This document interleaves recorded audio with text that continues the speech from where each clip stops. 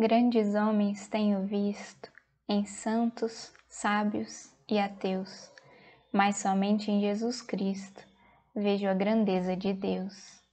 Jesus Gonçalves, psicografia de Chico Xavier. Olá, amigos! Retornamos para mais um episódio do Deixai Vir a Mim os Pequeninos, com muita alegria, hoje falando sobre modelo de perfeição. E a nossa proposta é fecharmos aqui, pelo menos por enquanto, não esgotar o assunto, mas fechar os episódios dedicados a esse assunto da perfeição. Nós iniciamos essa reflexão lá atrás, quando falamos sobre a criança e entendemos a criança como um ser espiritual, e retomamos lá ao Livro dos Espíritos em uma questão em que Kardec pergunta aos espíritos qual o objetivo da encarnação, e eles respondem que o objetivo da encarnação é nos levar à perfeição.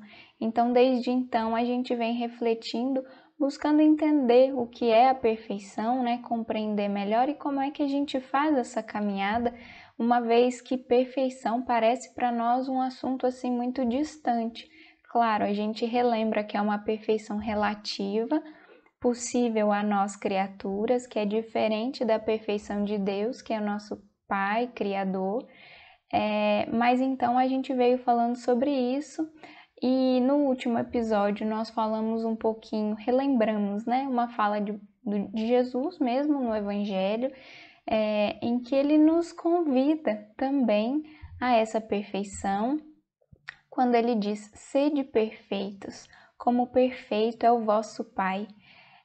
E esse convite, esse chamado de Jesus também a esse aperfeiçoamento nessa jornada que não é feita em uma única encarnação, mas em várias, ao longo do processo evolutivo, mas que tem nessa encarnação, em cada encarnação, uma grande oportunidade de avanço, de alguns passos nessa caminhada. Então é sobre isso que a gente está falando, e falamos também no último episódio sobre essa comunhão com Deus, sendo então essa medida, esse parâmetro que próprio Jesus apresenta para nós, sede perfeitos, como perfeito é o vosso Pai. A gente entendeu que esse vosso Pai é o nosso entendimento, a nossa relação, a nossa intimidade com Deus.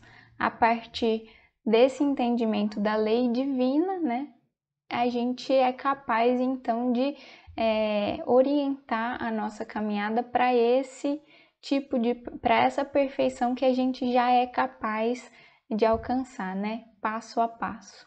Então, mas falamos sobre Deus, e Deus ainda assim pareceu um pouco, pode, parecer para muita gente um pouco ainda distante, um pouco difícil de compreender, sobretudo quando a gente fala de crianças, porque o conceito de Deus é um conceito um pouco abstrato, distante.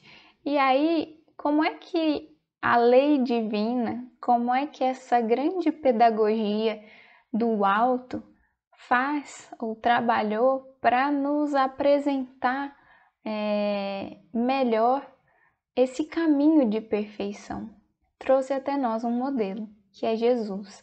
E Jesus, vivendo conosco aqui na Terra, é então esse modelo mais palpável, uma coisa mais concreta que nos ajuda a perceber melhor como é que funciona a aplicação da lei divina nas nossas vidas. Esse é um grande papel de Jesus aqui na Terra conosco, Nos ensinar, sendo o grande mestre, como ele mesmo aceita, esse título, sendo o grande mestre, o grande professor de toda a humanidade, nesse modelo mais concreto para nós.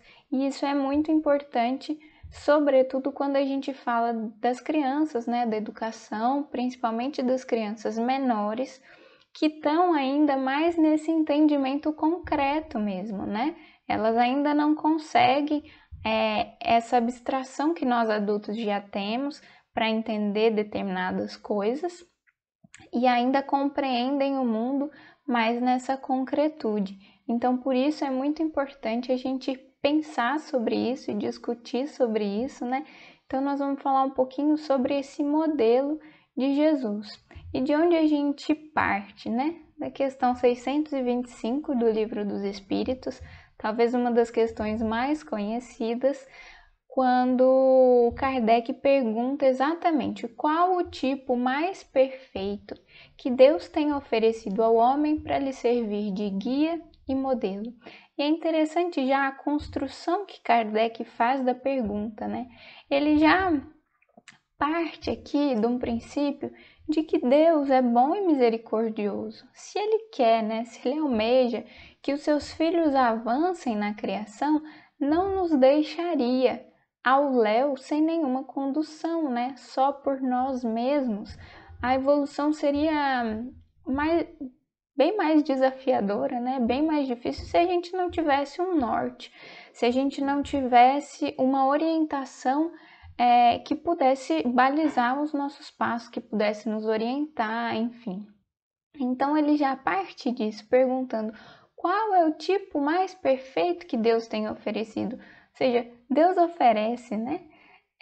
Algum modelo, algum guia, e a resposta é Jesus.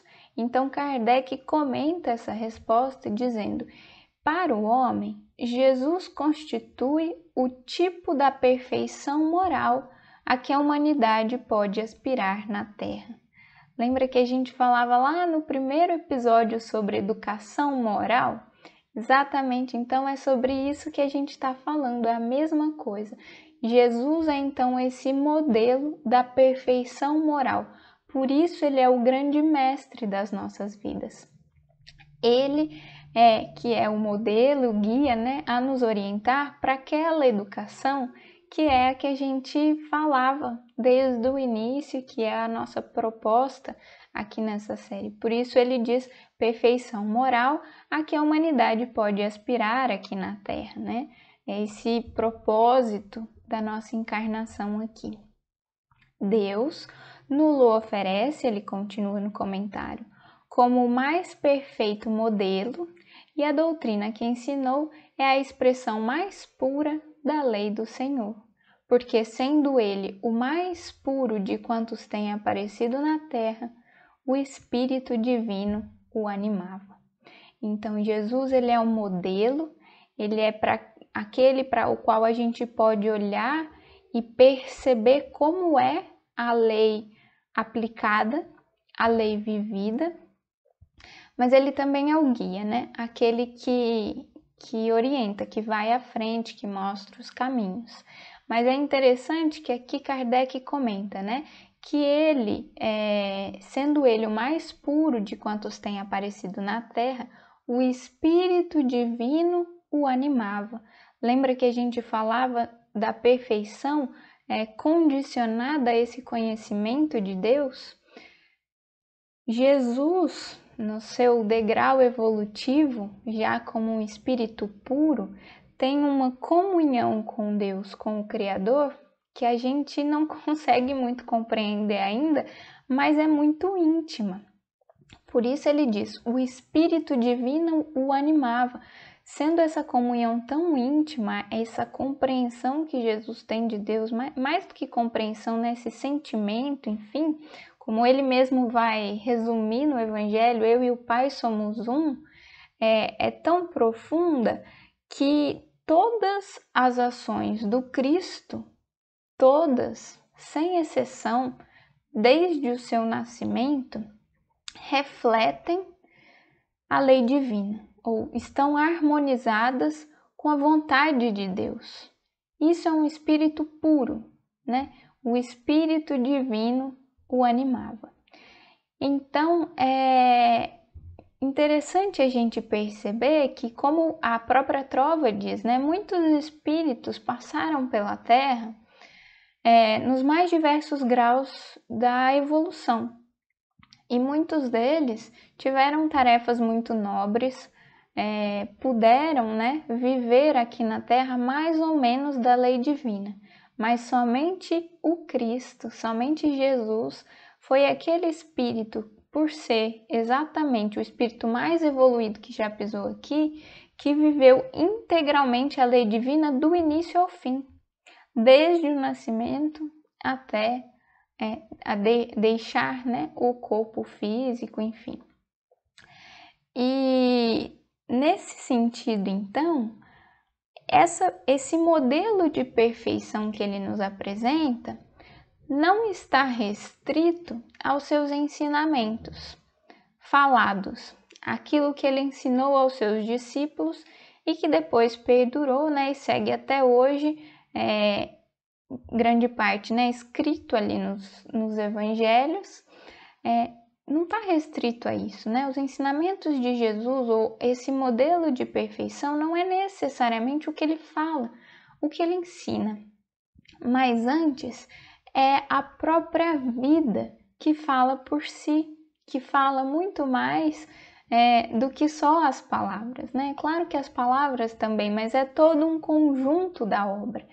Tudo que Jesus fez, tudo que Jesus falou, cada passo, cada gesto, trazem ali essa harmonia com a lei divina.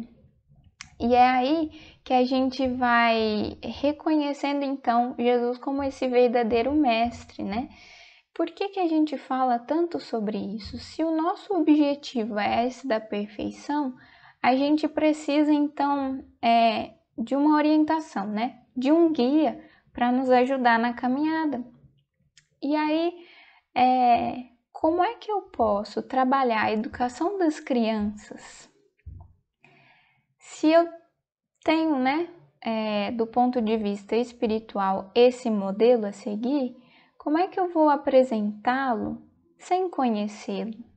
Se ele é o nosso referencial, o nosso maior esforço deve ser o de conhecê-lo profundamente, em cada detalhe, e de criar também essa relação de intimidade com Jesus. Ele viveu na Terra para nos ensinar muita coisa, mas continua conosco, né? Inspirando esse nosso processo de aprendizagem. Então, cada vez que a gente se dedica ao estudo do Evangelho, Jesus ainda segue nos inspirando para que a gente possa estar cada vez com maior intimidade ali no Evangelho, entendendo ou sentindo, né, nos vinculando àqueles ensinamentos. Então, enquanto educadores, enquanto pais, enquanto pontes, né, nós somos pontes da criança para com esse modelo que é Jesus, para com Deus e a lei divina. Então, é esse esforço, né, de conhecer esse referencial. Por isso a gente fala tanto sobre isso, né, na educação. Como apresentar Jesus para as crianças. Eu preciso me esforçar por conhecê-lo, por estar mais próximo dele, e assim eu vou ter mais verdade naquilo que eu faço, né? Eu vou ter mais sentimento até na apresentação, então, de Jesus para as crianças. E aí, para a gente aprofundar um pouquinho, né, sobre esse modelo que é a própria vida do Cristo, a gente trouxe um trecho aqui de um texto de Emmanuel, que está no livro Vozes do Grande Além, chamado A Ideia. É um texto diferente da maioria, né, dos textos que o Chico trouxe. É um texto que não foi psicografado, mas ele é de uma mensagem psicofônica, como os outros desse livro, e depois foi transcrito, né? E o texto diz assim: na manjedoura, implanta o mestre a ideia da humildade. Então, desde o nascimento, como a gente dizia, e como as coisas aconteceram, as escolhas, Jesus já inicia trazendo ensinamentos. Como é que um bebê pequenino chegando ao mundo pode nos ensinar? Não é por meio da fala, não é por meio das grandes explanações, mas sim pela própria vida, né? Pelas próprias circunstâncias em que o seu nascimento acontece. Então ali já existe ensinamento, ali já está Evangelho, já está a lei divina, ali já é o modelo de Jesus para nós.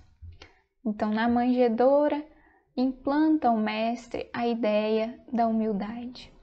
Na carpintaria nazarena, traça a ideia do trabalho. Então, Jesus, desde muito pequenino, quando escolhe trabalhar com o Pai na carpintaria, nos apresenta esse grande ensinamento que é o do trabalho, importantíssimo a todos nós nessa jornada evolutiva, na encarnação, essa noção clara do quanto o trabalho é importante para o nosso crescimento. E eu recomendo aqui também o livro Boa Nova, que tem um desdobramento dessa questão do trabalho aí, quando Jesus, pequenino ainda, escolhe a carpintaria, que é muito rico, né? Maria, ali nos seus anseios de mãe, talvez buscando alguns outros caminhos, percebendo a facilidade que Jesus tinha, já pequeno, né? No diálogo com os doutores da lei, ela tenta buscar outros caminhos e Jesus dá uma lição muito, muito importante até para sua mãe naquele momento e para todos nós. Segue Emmanuel. Nas bodas de Caná, anuncia a ideia do auxílio desinteressado à felicidade do próximo. Então, muitas das passagens de Jesus não são necessariamente ensinamentos que ele formula, mas é ele mesmo vivendo ali nos contextos, né? Então, as bodas de Caná, que são a primeira aparição pública ali de Jesus relatada no Evangelho de João, ela é uma dessas, né? Como o Emmanuel diz aqui, anuncia a ideia do auxílio desinteressado à felicidade do próximo. Lembra que a gente falava muito nesse caminho de perfeição no último episódio, que ele não está restrito a mim mesmo, não é só a eu vou me aperfeiçoar e caminhar por mim num caminho extremamente egoístico. Pelo contrário, ele está vinculado à caridade. E a gente falou muito então sobre essa relação com o outro. E é o que Jesus faz aqui, né? Anuncia essa ideia do auxílio, a felicidade do próximo. Também na sequência, né? No socorro aos doentes, cria a ideia da solidariedade. Então Jesus convivia com as pessoas, convivia com os doentes, curou muitos leprosos, paralíticos, cegos, conviveu com os doentes da alma, né? Aqueles mais equivocados, publicanos, pecadores, meretrizes, esteve com esses, vivendo então essa ideia de solidariedade. É isso que Jesus nos apresenta no Evangelho. No Sermão das Bem-aventuranças, plasma a ideia de exaltação dos valores imperecíveis do espírito sobre a exaltação passageira da carne. Também faz sermões, nos orientando também pela palavra, né? No Tabor, revela a ideia da sublimação. No Jardim das Oliveiras, esculpe a ideia da suprema lealdade a Deus. Então também vive desafios, dificuldades, momentos de mais limite aí, quando ele é convidado exatamente a nos inspirar, a nos mostrar essa lealdade a Deus e o próprio sacrifício pessoal, como é o da crucificação, né, que ele diz adiante. Na cruz da renunciação e da morte, irradia a ideia do sacrifício pessoal pelo bem dos outros. Lembra, né? Caridade, olhar para o outro como bênção de ressurreição para a imortalidade vitoriosa. Então, o grande ensinamento da imortalidade, né, que vem com Jesus, que aceita com muita entrega os caminhos que Deus lhe oferece e com confiança, e que depois ressurge para nós, né, na ressurreição. Então, nos mostrando, aqui Emmanuel seleciona alguns pontos, né, só para a gente ter um pouquinho dessa ideia do que é essa vida do Cristo, o que é esse modelo de perfeição que ele está nos apresentando, que é de solidariedade, que é esse modelo da caridade que a gente falava, que é de lealdade, que é de sacrifício pessoal, que é de trabalho, que é de humildade, enfim, todo esse conjunto que Jesus nos apresenta. Bom, fica aqui um gostinho para que a gente, retornando lá ao Evangelho, possa ir mais a fundo, entendendo cada vez mais quem é Jesus, qual é esse modelo que ele nos traz, como a gente pode aplicar isso nas nossas vidas, que é o grande intento de todos nós na jornada evolutiva.